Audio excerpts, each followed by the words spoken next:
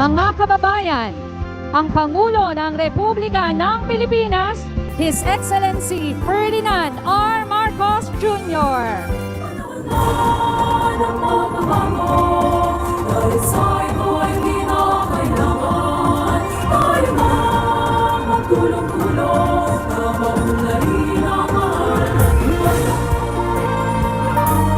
To our beloved President Ferdinand Bongbong Marcos Jr., Mr. President, maraming salamat po sa pagbisita sa Makati. We are deeply honored by your presence today.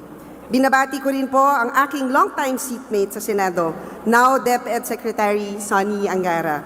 Welcome muli sa Makati. Sa atin naman pong mga promoted teachers mula sa buong National Capital Region na manunumpa ngayong araw. Pero syempre po, special shout out po tayo sa ating mga guro mula sa Makati. Congratulations po sa inyong lahat. You all deserve this moment. Finally, all your hard work is rightfully recognized. Bilang isang anak ng isang dating guro, nagpapasalamat po tayo sa ating presidente dahil po sa ilalim ng kanyang pamumuno ay tunay na nabigyang halaga ang edukasyon at ang kapakanan ng ating mga guro. Muli, congratulations! Mabuhay po ang mga gurong Pilipino, mabuhay po tayong lahat, and welcome pong muli sa Makati. Kay Makati Mayor Nancy Binay, sa lahat ng opisyales ng DepEd, special mention to NCR, Ase Candaya, thank you for hosting us.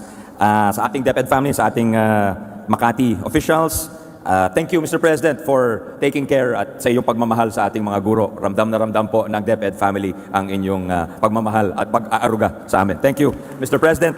At with your permission, hindi na po ako ang magpapasalamat kundi ang ating mga teachers. They've prepared a video with real teachers speaking in the video, sir. With your permission. Ako po si Jacqueline Fontanilla Calculan. Ako po ay 36 na taon nang nagtuturo. Ako po si Gina Marian Bascoldo Chavez at 27 taon nang nasa serbisyo as a teacher 1. I'm Cristina F. Valmedina, 27 years in teaching. Ako po ay teacher 1, from teacher 1 now teacher 4. Ako po ay nasa teacher 1.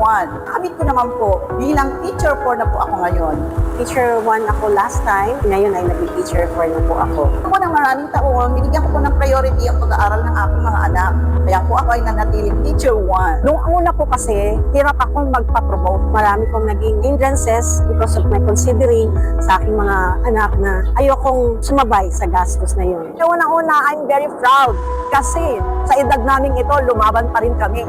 Yes na yes! Kasi po ako po ay totoo na pong teacher 4. Naalis na po sa teacher 1. Sa totoo lang, maiyak ako sa tuwa dahil after ng struggle ko, ito yung ibinigay niyang blessing sa akin. Kay Ginoong President Bongbong Marcos at kay Mr. Sonny Angara sa ating pong Education Secretary. Maraming salamat po sa pagkakataong ibinigay niyo. Blessing din talaga si President Marcos dahil po siya lang po talaga yung nakapansin sa mga teacher 1 na katulad namin na magre-retire na ma-promote man lang yung aming sarili. Binigyan niyo pa kami ng pagkakataong maipakita kung ano pang meron kami na maibabahagi sa lahat ng kabataang Pilipino. Maraming salamat, Mr. President. Ilan lamang po sila sa libo-libong na-promote sa ilalim ng inyong administration and marami pa pong ipopromote hopefully this year. At salamat sa mataas na budget na binigay ninyo para sa DepEd, Mr. President. Mr. President, okay lang ho ba na i-request ang presence ninyo sa panunumpa po ng ating mga guro? Sa abot ng aking kakayahan, ang mga katungkulang pinagtalagahan sa akin, na tunay na mananalig at tatalima ako rito, nasusundin ko ang mga batas at mga kautosang legal,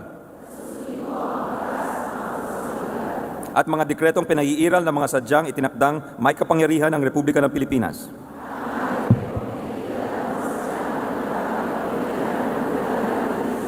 At kusa kong babalikatin ang pananagutang ito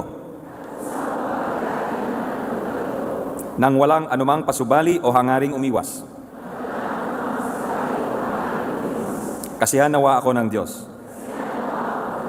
Congratulations po sa inyo lahat. Thank you again, Mr. President. Di na po tayo magtatagal. Para sa kanyang mensahe, the President of the Republic of the Philippines, His Excellency President Ferdinand R. Marcos Jr. Angara, maraming salamat. Hindi ko po matanggal sa mukha ko yung aking ngiti dahil matagal ko nang inaambisyon na gawin ito. Congratulations po sa inyo lahat. Batiin ko lang po ang ating mayor ng City of Makati, Mayor Nancy Binay. Siyempre, ang pinakamahalaga na nandito ngayon, lahat kayo na bagong sumpa, na promoted na mga teacher at school head ng DepEd. My fellow workers in government, ladies and gentlemen, sa magandang araw, napakagandang araw sa inyong lahat.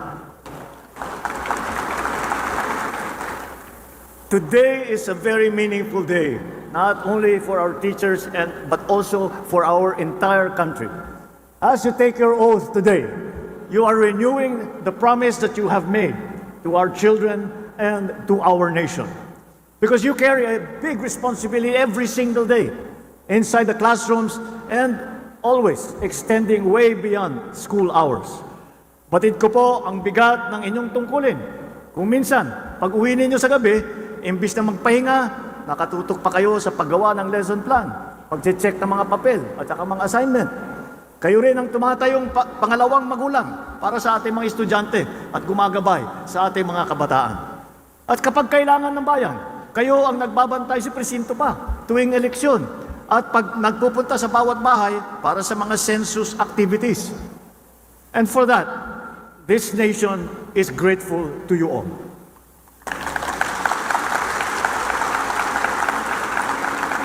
As your public servant, I believe that our fight to build a better government begins through education and through the people who mold the minds of our youth. Many of our country's problems today cannot be remedied by laws or by policies alone. They require discipline, they require honesty and compassion. Values that, while first nurtured within the Filipino home, are further shaped and strengthened in our schools by you, our teachers. Sa bawat batang natuto ng tama at mali, sa bawat kaalaman na naibabahagi dito nagsisimula ang pagbabago. At kayo, ang ating mga guro, ang humuhubog nito. While the family is our first school, the classroom is where the values are put into practice in a larger context. Ladies and gentlemen, I have always known that teaching is not an easy profession. I am myself, in my family, surrounded by teachers. Ang lola ko po, siyang naging teacher pa ng tatay ko. Ang mother ko, primary school teacher. Ang first lady, professor din sa mga iba't ibang law school. And I know that it takes patience, sacrifice, and most of all, courage. Oftentimes, these principles are in short supply in the world we live today. But we see them alive and burning in the hearts of all our teachers. And the government duly recognizes your efforts. And that's why it has to be met with tangible support. And this is why this administration has prioritized education in the national budget, allocating more than 1.34 trillion pesos in the sector. That is the equivalent of 4% of our country's economy, higher than other countries who are also trying to develop their educational system. We have ensured that the 2025 Service Recognition Incentive for teachers and non-teaching staff was released, with an additional 7.3 billion pesos provided so that every eligible teacher receives this benefit in full. We have released as well 10,000 pesos for teaching allowance for school year 2025 to 26. We have published the guidelines on the grant of 7,000 pesos medical allowance in 2025. We are continuing the creation of additional teaching positions and the reduction of paperwork so that our teachers can focus on what they do best, teaching. And as I said in my third State of the Nation address, no public school teacher should retire as Teacher 1 anymore. We will expand our educators' career paths through strategic reclassification. By creating more high-level positions, we can have senior educators move up based on merit and open new entry positions to new graduates. Your promotion will be a doorway to a better life for you and your family. We hope to help you achieve greater financial stability and the much-deserved recognition for your very, very hard work. Beyond these benefits and changes, Our commitment to creating a system that protects and empowers teachers remains steadfast. So as you take your oath today, whether as a teacher or as a school head, remember that every responsible citizen passed through your classroom and was shaped by your nurturing hands. Teach our youth not only lessons from the pages of a book, but lessons that shape lives, lessons of integrity, of responsibility, and for love of country. Many things in this life may change, but the lessons and values that you impart remain long after we are all gone. Mga minamahal kong mga guro, sa inyong mga kamay nakasalalay ang susunod na henerasyon ng Pilipino. On behalf of the Filipino people, thank you for choosing to build a nation with us through this noble profession. Congratulations to you all. Maraming salamat. Mabuhay ang ating mga guro. Mabuhay ang bagong Pilipino. Ready at the count of 3, 3, 2, 1, smile.